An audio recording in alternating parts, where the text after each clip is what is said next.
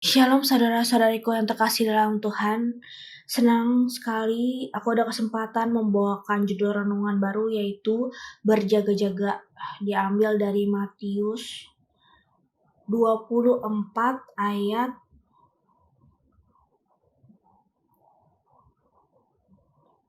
42.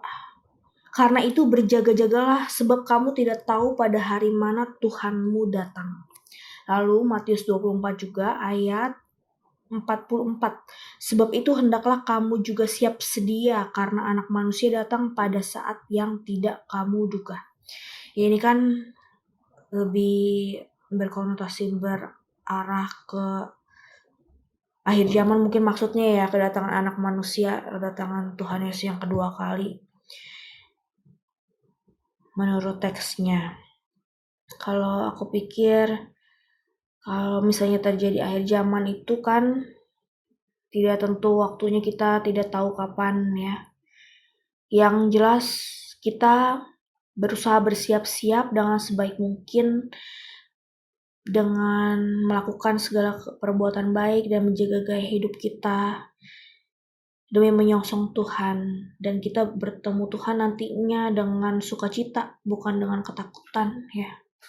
Tapi aku tidak membahas renungan ini tentang akhir zaman ya. Aku membahas tentang kata berjaga-jaga dan bersiap-siap. Dari pengalamanku yang terjadi akhir-akhir ini, aku ikut misa awal tahun 1 Januari 2020 ya, di Gereja Santa Ana. Misa dipimpin oleh Romo Adrianus Patmo. Romo Patmo dipanggilnya. Beliau begitu kaya akan pengalaman, begitu senior, dan suara dalam homilinya dan sehari-harinya begitu lembut, damai. Bawaannya mendengarkan homilinya itu damai, tenang gitu ya. Jadi adem. Saya juga maksudnya pernah sakramen tobat mengaku dosa pada beliau. Beliau begitu sabar dan baik. Halo Romo Patmo, bila mendengar renungan audioku, selamat tahun baru. Ya, terima kasih banyak atas segala pelayanannya di Gereja Santa Ana ini. Aku mengingat homili Romo Patmo. Romo Patmo membawakan homili dengan begitu baik dan sungguh berkesan juga buatku, mengenai Yesus itu Tuhan. Tentang Yesus itu bukan manusia seperti ada ajaran yang terjadi sebelum masa-masa yang lampau dulu gitu ya.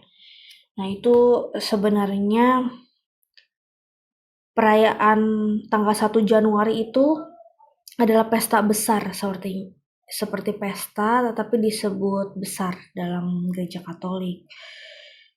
Paus juga mengajak kita untuk berdamai, dan hari 1 Januari itu kan ditetapkan sebagai hari perdamaian dunia.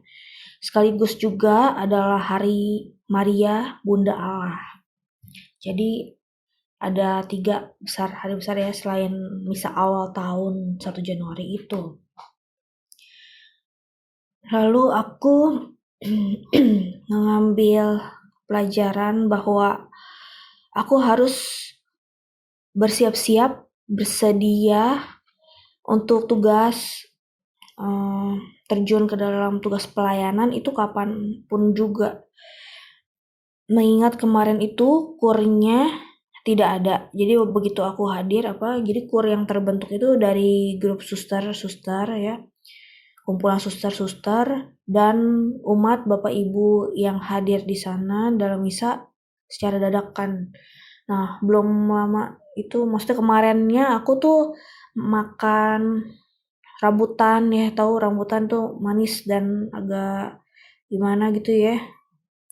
Jadi mempengaruhi suaraku juga. Aku juga makan mie seperti mie kering remes gitu yang dijual di supermarket. Itu aku habis berapa bungkus aku juga lupa. Karena ya malam tahun baru gitu ya, aku di rumah cuma cemil sama keluarga juga ya.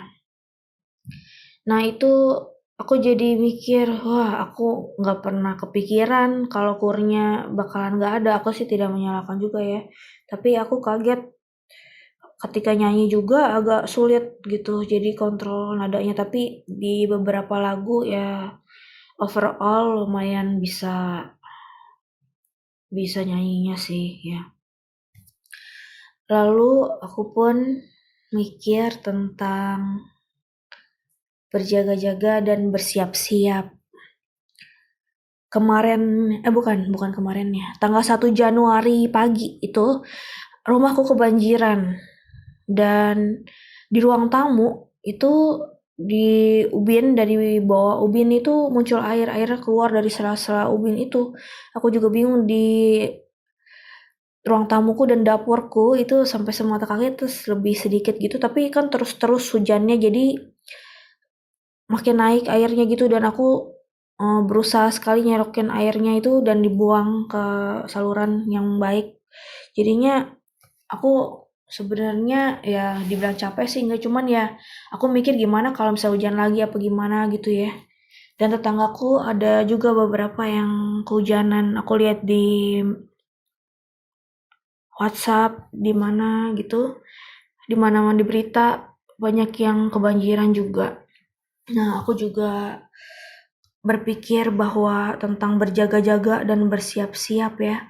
Seringkali kalau misalnya aku awal liburan ya, Natal, awal tahun baru gitu, atau hari-hari libur, mungkin aku berpikir untuk berpergian, jalan-jalan, dan makan-makan, senang-senang bersama keluarga.